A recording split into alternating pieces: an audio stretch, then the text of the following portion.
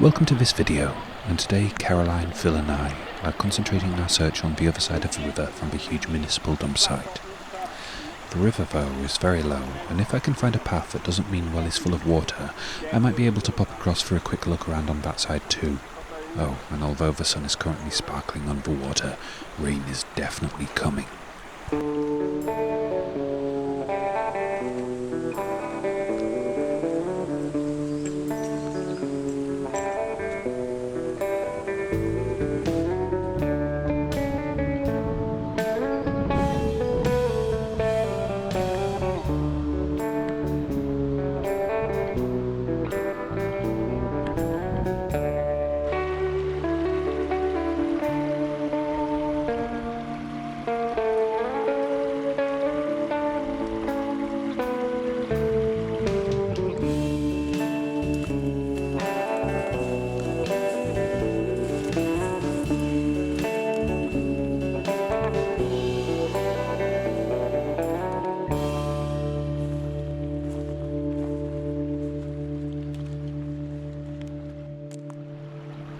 I have found a way across, but my wellies are a good few inches taller than either Caroline's or Phil's, so just a brief look around. Big, heavy, ornamental edging of something, probably a fireplace. Heavy as it is, I think the river will disappear by the time I come again, whenever that may be. Bucket handle. No, it's copper pipe. Heavily corroded, and no idea what it could have once been used for with a curve like that.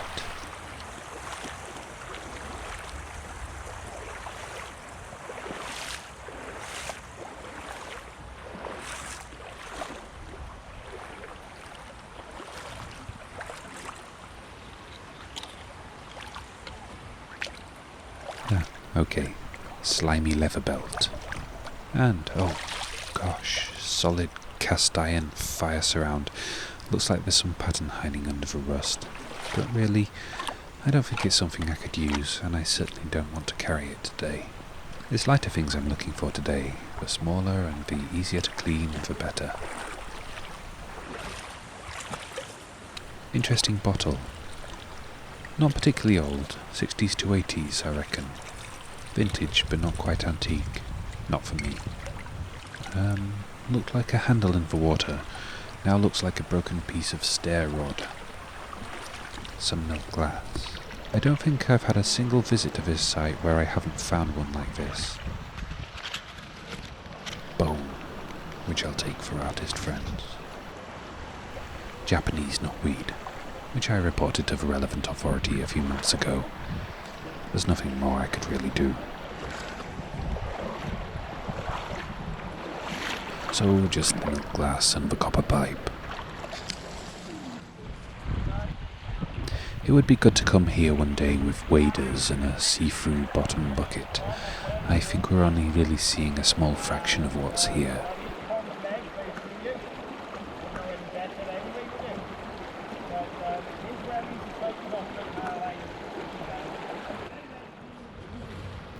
Even directly across the river from the dump site, there's plenty of things to find.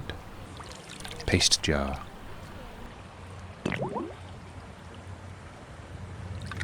Bit of an old light bulb, which is brass, so I'll be taking it. And bottles in various states. This one, mildly interesting with a fluting around its shoulders, but ultimately too broken. Phil found this wonderful old piece of clockwork.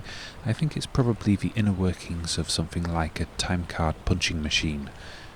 I could of course be mistaken. If anyone recognises it, then please do say.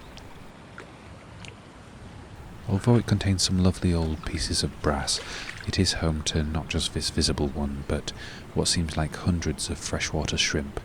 So back into the water it goes.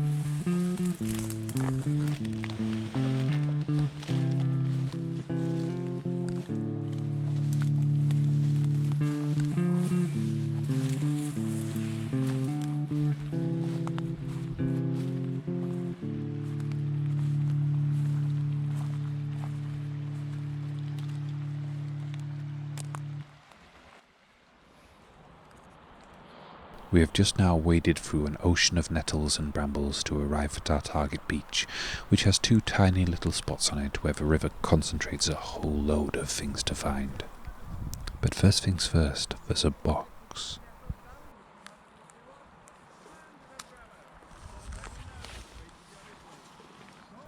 Interesting, there's a strap and wire to allow, presumably, the breathing of live things in it. Racing pigeon carrying case? Although there are plenty of things to find on the beach, the river looks almost infinitely more appealing at the moment.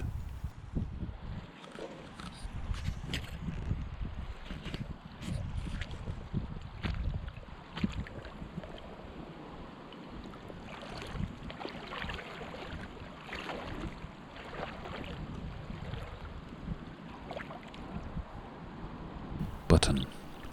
Plastic and plain though. I'll take it.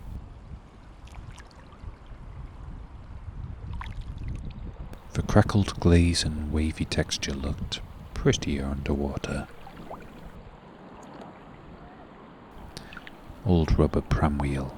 Much fewer nasty chemical additives to the rubber in the old days. It should biodegrade quite harmlessly, unless I'm mistaken.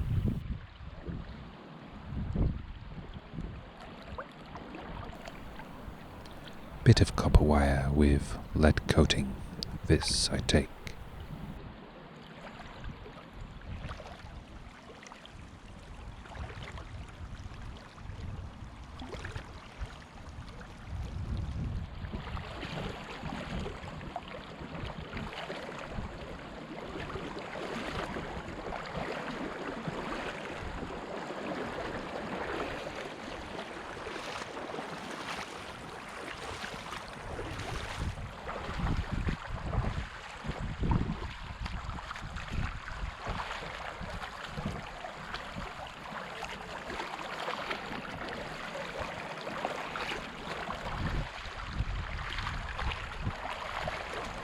Pretty.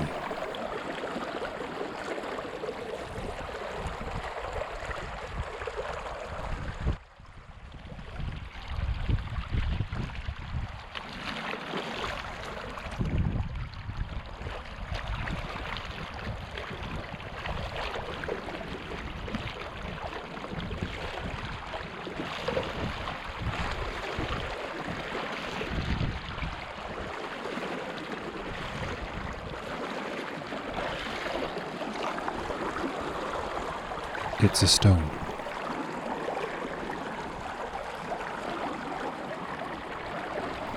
And a little milk glass pot.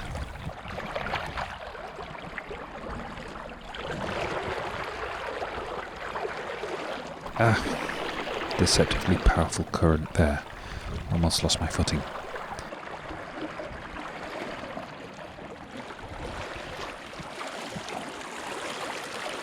Flower pattern. And other pattern. And a splash or 2 of water on the camera lens. I see without the need for glasses. Stylish though. Yeah, I reckon I could rock this look. Now what's that? Looks like a little enamelled iron pan, and I do like finding those for a silly reason. A few holes which makes it ideal once I've removed the mud, for watching it float away and slowly sink.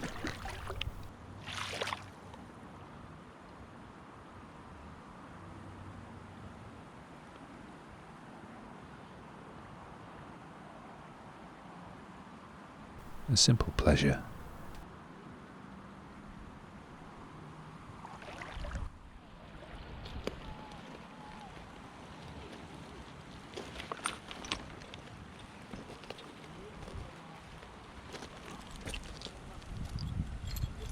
Most of a ceramic doorknob, a bit too broken to hold my interest.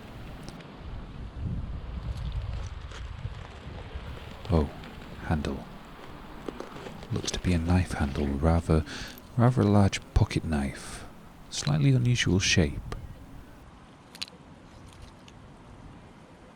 I'll take it.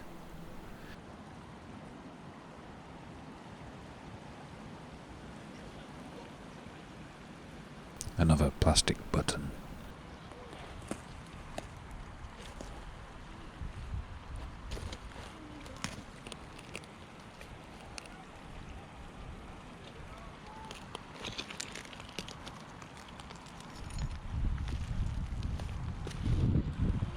Paste jar, and let's see. Yep, on a beach of broken things, these things survive unscathed. They are the cockroaches of vintage glass products. Ooh, not quite unscathed after all, a slight crack to its lip. Still, as paste jars go, it's quite a pleasingly shaped one, and I'm inclined to take it. Brown glass.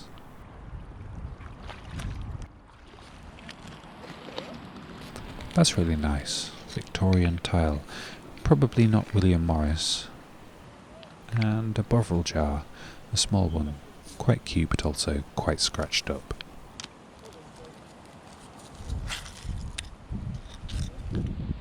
Just for tile. I know there's treasures here, but they look like rubbish and hide well amongst the bones and old shoes and other rubbish. Is this treasure? Oh, that's, Penguin.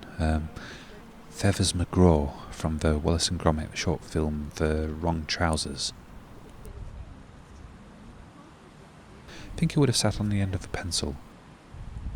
Small and plasticky little thing. I really shouldn't be happy to find it in the river, but it has made me smile a bit. I loved Wallace and Gromit when I was younger.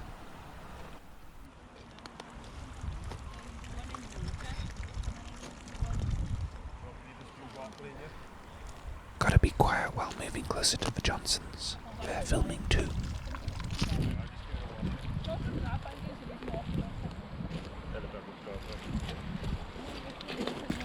Tiny bottle. Cute.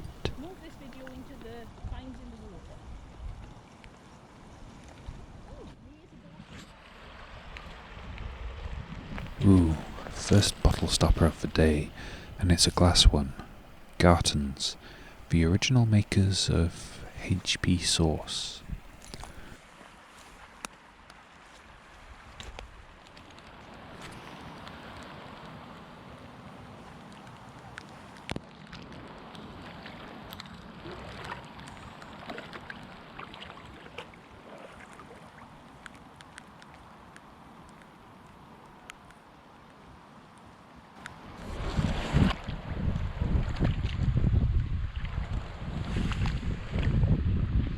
Little bit of brass, possibly so corroded that none of the metal actually remains inside the vague shape of whatever it once was.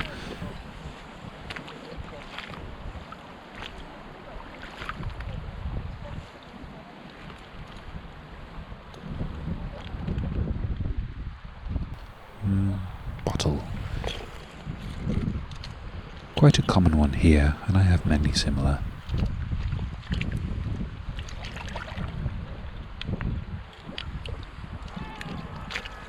That sound is a cricket match happening about 100 metres away. It doesn't seem like the short, sharp showers of rain are putting them off. It's not putting us off either, but we do have the option of waterproof jackets and umbrellas.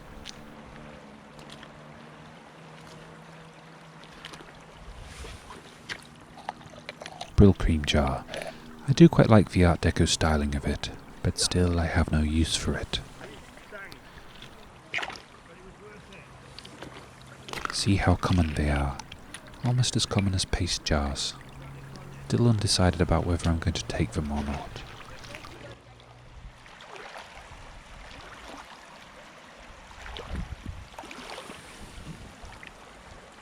Lid off a doll's teapot.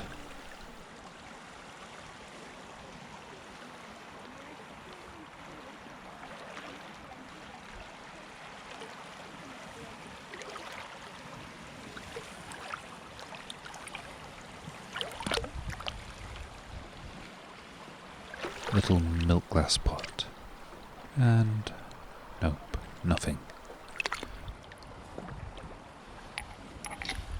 Some wire, fat with copper. And a pipe.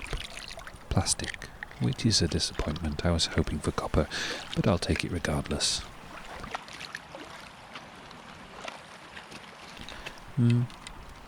Bit of an old-style ceramic light switch housing. A tiny bit of brass in it, but not really worth the effort of extracting it.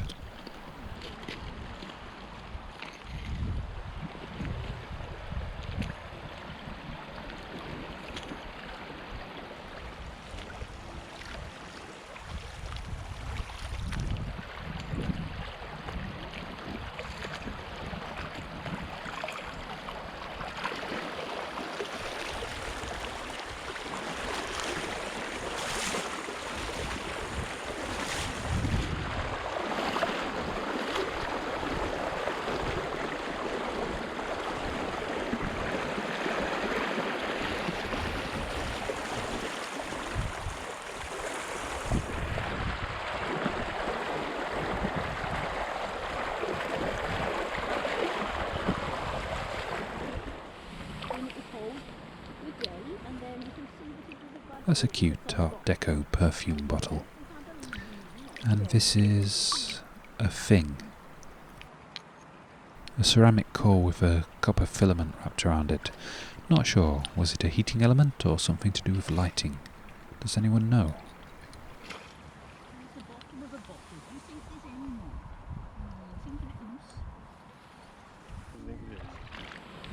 Vulcanite rubber bottle stopper, and it looks like a nice one. One of the rarities with a bit of an image on it. Let's see, a little figure standing in front of some barrels, and Massey's Burnley Brewery Limited. I think that's what it says. And I've just spotted, oh wow, it's intact, and I think that's going to be the star find of the day, at least for me. It's a doll-sized baby feeding bottle. I've wanted to find one of these ever since I saw one being found in Lucy's Larking Adventures, one of the channels that inspired me to start making my own videos. Wonderful.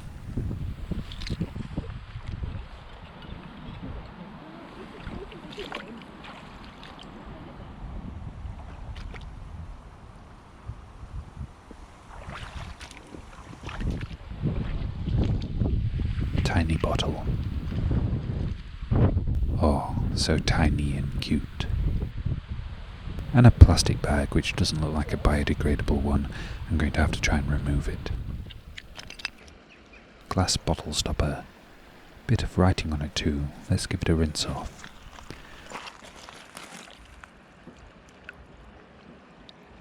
Selby. Fletcher's, I think. So from a fairly common sauce bottle. I'd probably leave the bottle if I found it, but I'm happy to take the stopper.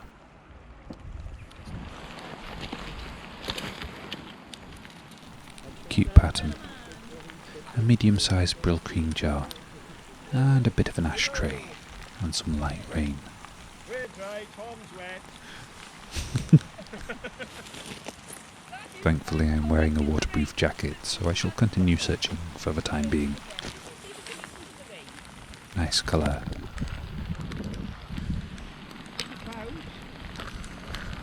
Will it have the declaration of being anthrax free?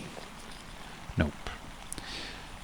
And that cod bottle is sadly missing its top.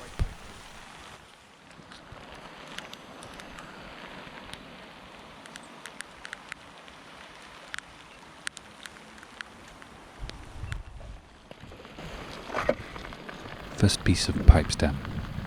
Actually, no, I don't think so. Ceramic certainly, but I've never seen a pipe stem being so tube-like.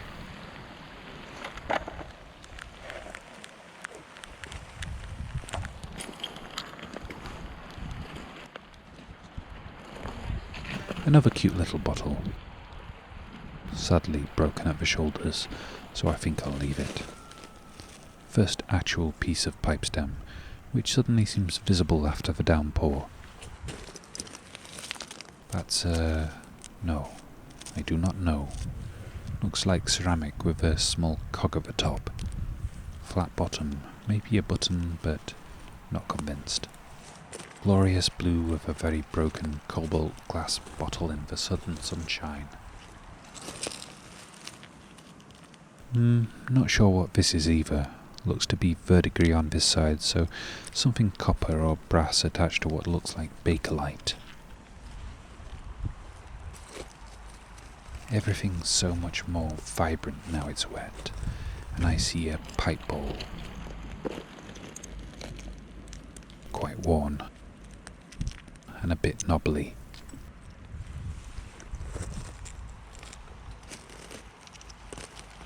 A tooth.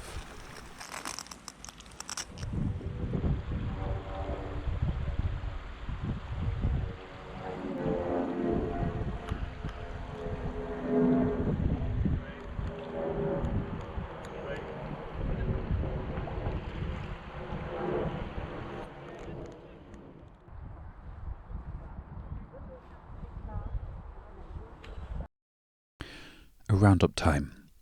And while it's not and never will be quite the spectacular spot for finds that the beach on the other side of a river is, I've almost always found some good small finds there amongst the myriad broken things.